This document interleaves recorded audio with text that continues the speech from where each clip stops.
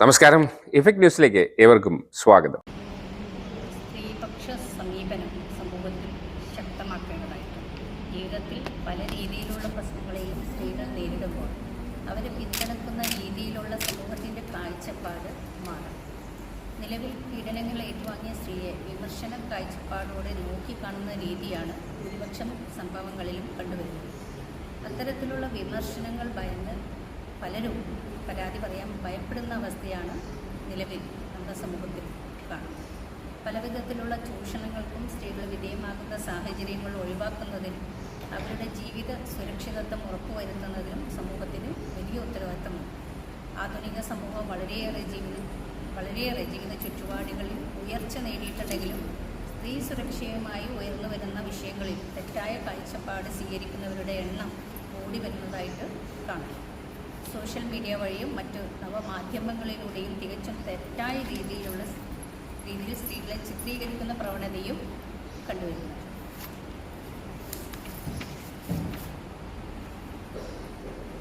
നേരിടേണ്ടി വരുന്ന അതിക്രമങ്ങൾക്കെതിരെ ഇത്തരം സാഹചര്യങ്ങൾ അവഗണിച്ചുകൊണ്ട് പരാതിപ്പെടാനും സ്വതന്ത്രമായി ജീവിക്കാനും മാനസികമായി നമ്മുടെ സ്ത്രീ സമൂഹം ശക്തി നേടേണ്ടതായിട്ടുണ്ട്. പലരും പല പ്രശ്നങ്ങളും ഉണ്ടാകുമ്പോൾ ഒരു പരാതി കൊടുത്തു കഴിഞ്ഞാൽ സമൂഹം എങ്ങനെ നോക്കിക്കാണുമെന്ന് ഭയന്നുകൊണ്ട് പല സ്ത്രീകളും ഇപ്പോൾ പരാതിപ്പെടാൻ മുന്നോട്ട് വരുന്നില്ല. അത്തരത്തിൽ സമൂഹത്തിൽ വലിയ രീതിയിലുള്ള മാറ്റങ്ങൾ വന്നാൽ മാത്രമേ സ്ത്രീകൾ പരാതി പറയാൻ മുന്നോട്ട് വരികയുള്ളൂ എന്നാണ് കമ്മീഷനിൽ വരുന്ന പരാതികളിൽ നിന്ന് നമുക്ക് മനസ്സിലാക്കാൻ കഴിഞ്ഞിട്ടുള്ളത്. അതുപോലെ തന്നെ ജോലി ചെയ്യുന്ന സ്ത്രീകളുടെ വേതനം കൃത്യസമയത്ത് നൽകാത്തതുമായി ബന്ധപ്പെട്ടിട്ടുള്ള പരാതികൾ വരുന്നുണ്ട്. ജോലി സ്ഥലത്ത് മാനസികമായിട്ടുള്ള പീഡനം നടത്തുന്നതുമായി ബന്ധപ്പെട്ടിട്ടുള്ള പരാതികളും കമ്മീഷനിലേക്ക് കിട്ടുന്നുണ്ട്.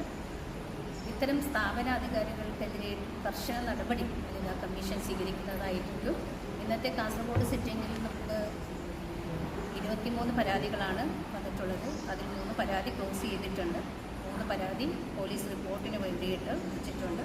17 പരാതി അടുത്ത സിറ്റിങ്ങിലേക്ക് മാറ്റി വെച്ചു. ഇന്ന് വന്നിട്ടുള്ളത് പുതിയ പരാതി ഇന്ന് കിട്ടിയിട്ടുണ്ട്. ഗാർഹിക പീഡനം, സ്ത്രീധന പീഡനം, അതുപോലെ തന്നെ ജോലി സംബന്ധമായിട്ടുള്ള പരാതികൾ, ഇത്തരം പരാതികളാണ് ഇന്നത്തെ സിറ്റിങ്ങിൽ പരിഗണിച്ചത്. വാർത്തകളും വിശേഷങ്ങളും ഇവിടെ അവസാനിക്കുന്നില്ല. കൂടുതൽ വാർത്തകളും വിശേഷങ്ങളുമായി വീണ്ടും കണ്ടുമുട്ടുന്നതുവരെ ഏവർക്കും നന്ദി. നമസ്കാരം.